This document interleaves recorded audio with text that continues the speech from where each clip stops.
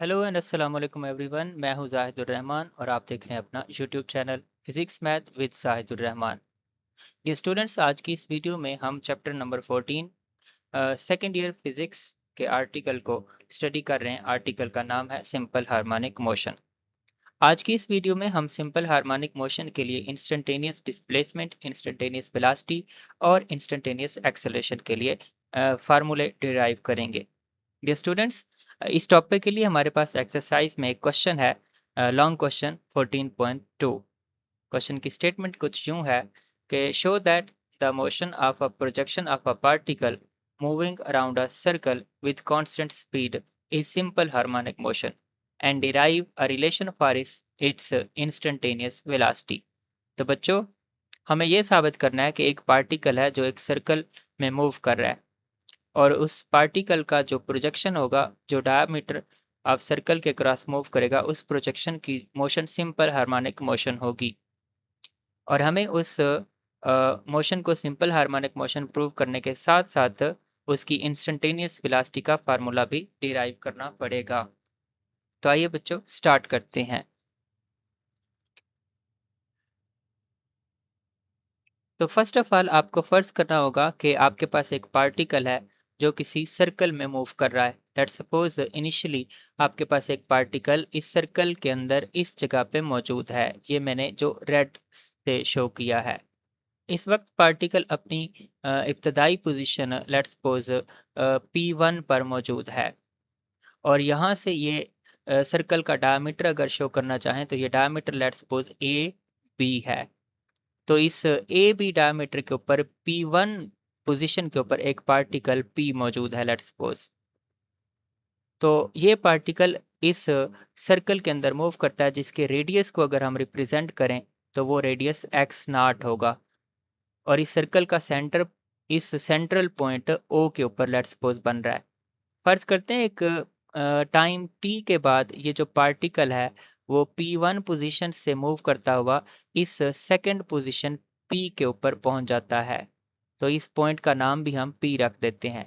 जब पार्टिकल यहाँ P point के ऊपर आ जाएगा और अगर ऊपर से लाइट सोर्स से लाइट आ रही होगी तो आपका पता है इस पार्टिकल का प्रोजेक्शन बनेगा यहाँ डायमीटर ऑफ सर्कल के ऊपर। और ये प्रोजेक्शन यहाँ कैसे बन रहा है? पार्टिकल की मोशन से। इसके लिए मैंने आपको पिछले लेक्चर के अंदर पिछली वीडियो में इन डिटेल चीज़ें समझा दी थी। बच्चों, अगर ये पार्टिकल P का प्रोजेक्शन बन रहा है तो इस प्रोजेक्शन को हम Q से रिप्रेजेंट करेंगे और इस प्रोजेक्शन का ये जो डिस्प्लेसमेंट होगा इस मेन पोजीशन से लेट्स सपोज इसे हम X से रिप्रेजेंट कर देते हैं। तो जैसे-जैसे ये पार्टिकल सर्कल के सर्कमफेरेंस पे मूव कर रहा होगा वैसे-वैसे ही इसका ये जो प्रोजेक्शन होगा वो डायमीटर के ऊपर आगे को मूव करता हुआ सेंटर की तरफ आएगा। तो जब ये पार्टिकल इस पोजीशन पे आ जाएगा तो इसका इमेज सेंटर पे आ जाएगा। फिर अगर पार्टिकल फर्दर आगे मूव करना जारी रखेगा तो आपको पता है इसका इमेज भी आगे इस डायरेक्शन में डायमीटर के ऊपर ए साइड की तरफ मूव करना स्टार्ट कर देगा।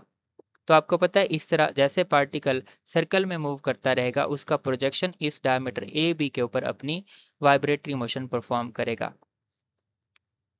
लेट्स सपोज ये पार्टिकल जब इस सर्कल में मूव कर रहा है तो इसकी जो लीनियर वेलोसिटी है वो सर्कल के ऊपर किसी भी पॉइंट के ऊपर टेंजेंट की डायरेक्शन में होगी और उसे हम लीनियर वेलोसिटी को टेंजेंशियल वेलोसिटी कहेंगे और उसे हम वी पी से रिप्रेजेंट कर देते हैं। तो आइए अब हम इसी बात को इस थ्योरेटिकल पॉइंट ऑफ व्यू से डिस्कस कर लेते हैं और आपने भी इसको ऐसे ही लिखना होगा कि consider a motion of particle P along a circumference of circle of radius x naught with uniform angular velocity omega. ये जो पार्टिकल इस सर्कल में घूम रहा होगा इसकी जो एंगुलर वेलोसिटी होगी वो यूनिफॉर्म होगी और वो ओमेगा होगी। It's linear velocity at point P is along the tangent to the circle और ये वेलोसिटी Vp जो होगी वो किसके इक्वल होगी? x नॉट ओमेगा के इक्वल होगी। ये Vp x नॉट ओमेगा कैसे बनती है इस चीज़ को भी अभी हम थोड़ी देर में डिस्कस कर लेंगे। Let's suppose Q be the projection. ये Q क्या है? इस पार्टिकल का इमेज या प्रोजेक्शन है which oscillates along the diameter of the circle, जो सर्कल के डायमीटर के अक्रॉस ऑसिलेट या वाइब्रेट करता है about the mean position O। When the body is at point P, its projection is at distance x from the mean position. जब ये particle P1 point से move करता हुआ P पे पहुंचा था, उसका प्रोजेक्शन कहाँ पे आ गया था?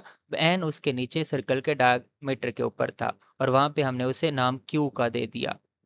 तो आइए बच्चों, हम इस प्रोजेक्शन का अब मीन पोजीशन O से कितना डिस्टेंस है या डिस्प्लेसमेंट है इस वक्त वो हम कैलकुलेट करते हैं। तो हम उसके लिए हेडिंग दे देते हैं इंस्टेंटेनियस डिस्प्लेसमेंट।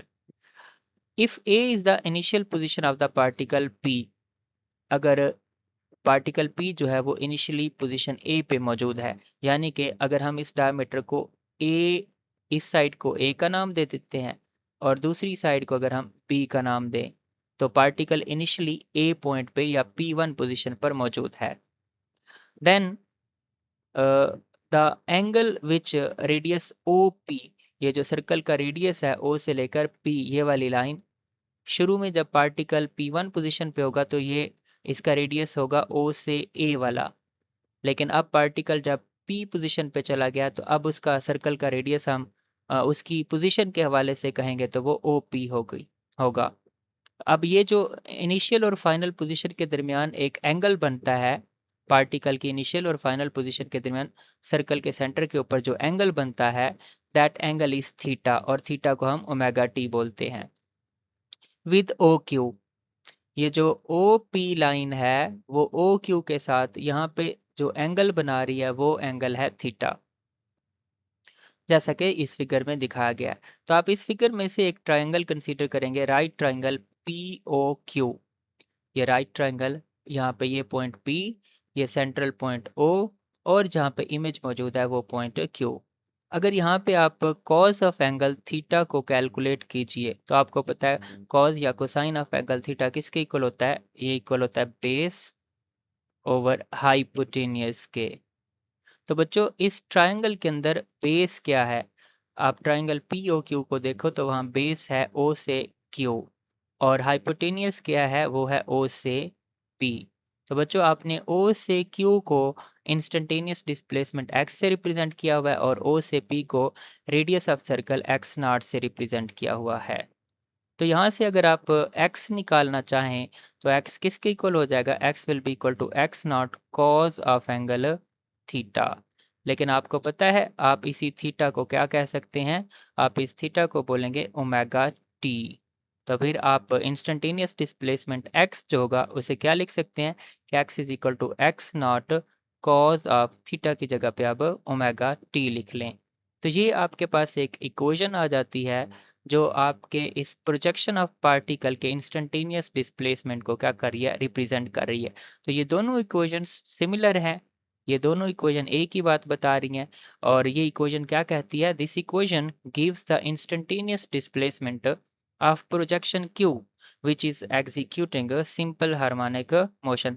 आपकी बुक पे यहाँ पे प्रोजेक्शन की बजाय पार्टिकल का लफ्ज़ या पॉइंट का लफ्ज़ दिया गया है। तो पॉइंट या पार्टिकल तो सर्कल में मूव कर रहा है, उसकी मोशन है सर्कुलर मोशन। तो बच्चों, उसका जो प्रोजेक्शन है जो डायमीटर के ऊपर वाइब्रेटरी मोशन कर रहा है, उसकी वो वाइब्रेटरी मोशन है सिंपल हार्मोनिक मोशन। तो इसलिए यहाँ पे आपको पॉइंट या पार्टिकल की बजाय प्रोजेक्शन का लफ्ज़ ही लिखना चाहिए। तो बच्चों, हमने सिंपल हार्मोनिक मोशन करते हुए इस प्रोजेक्शन के इंस्टेंटेनियस डिस्प्लेसमेंट का फार्मूला डिराइव कर लिया है। हमने ऐसा क्यों किया है? क्योंकि उसने क्वेश्चन में हमें कहा है कि आप उसकी इंस्टेंटेनियस वेलोसिटी का फार्मूला डिराइव कीजिए।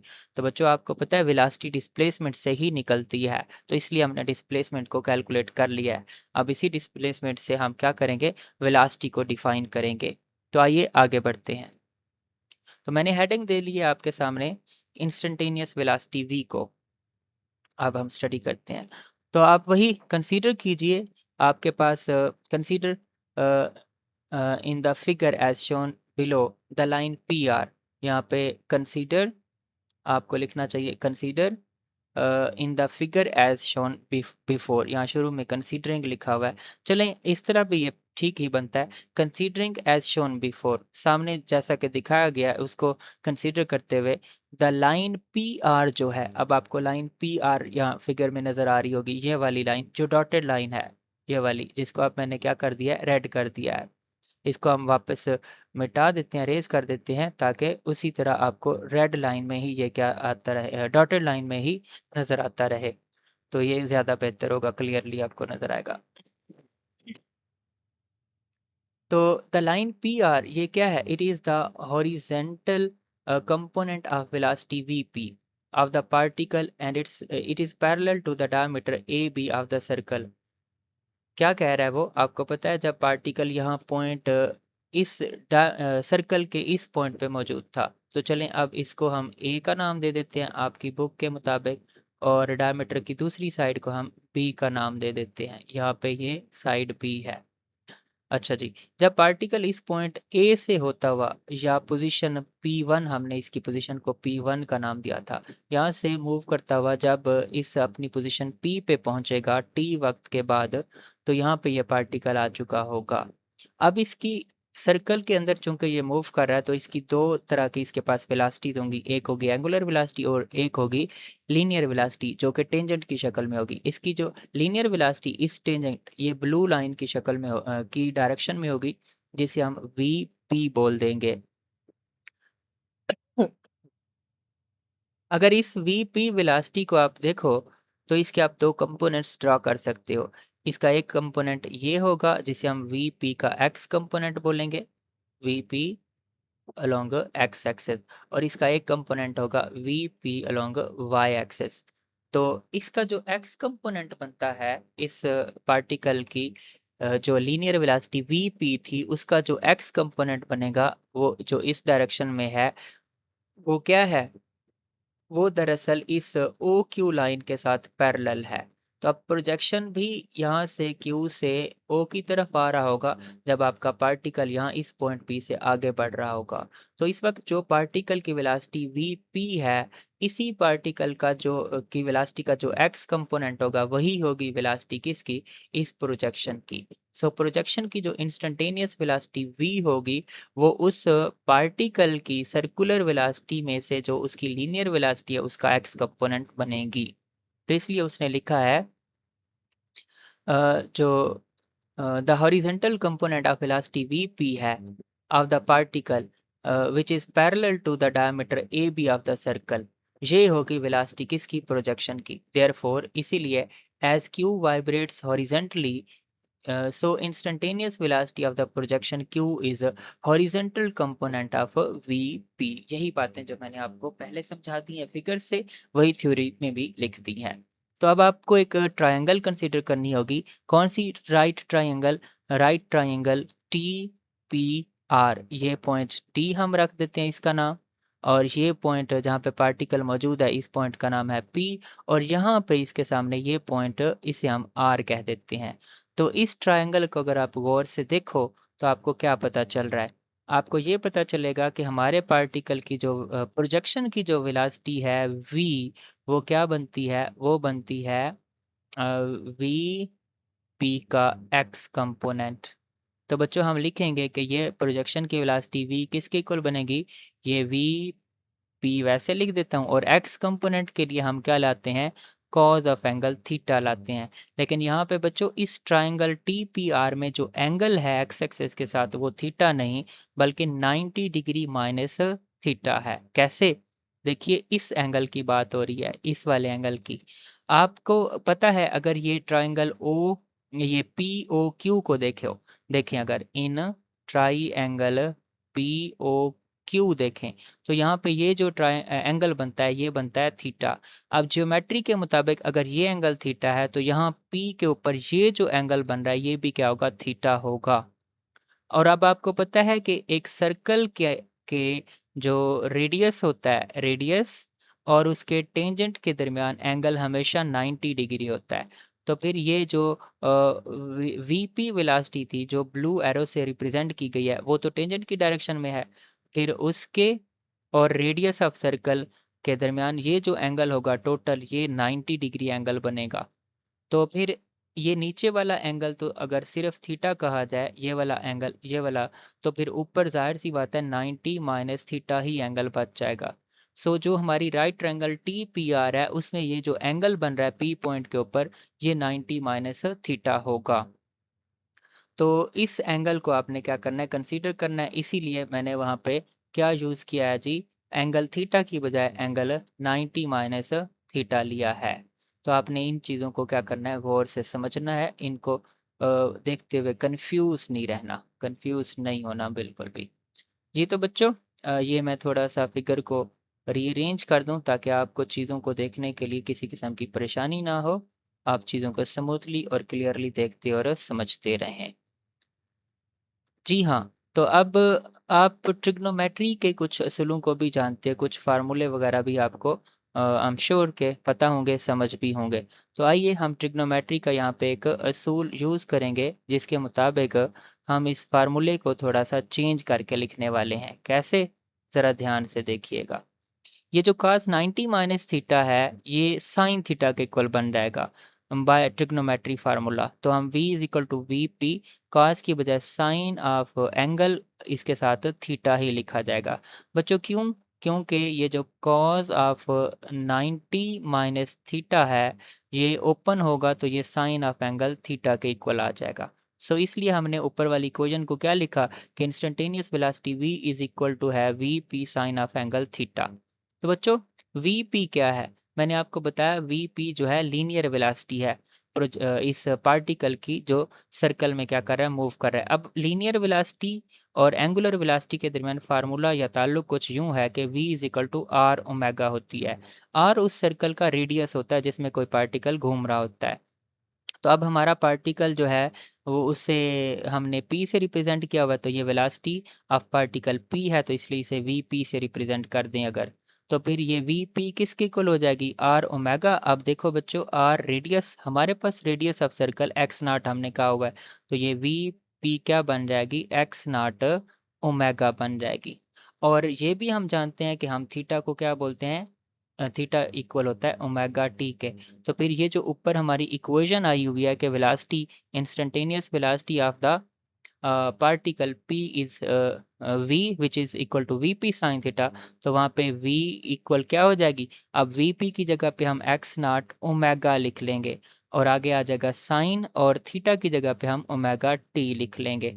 तो बच्चों ये इक्वेशन हमारे लिए इंस्टेंटेनियस वेलोसिटी की इक्वेशन है, इस पार्टिकल के प्रोजेक्शन की इंस्टेंटेनियस वेलोसिटी।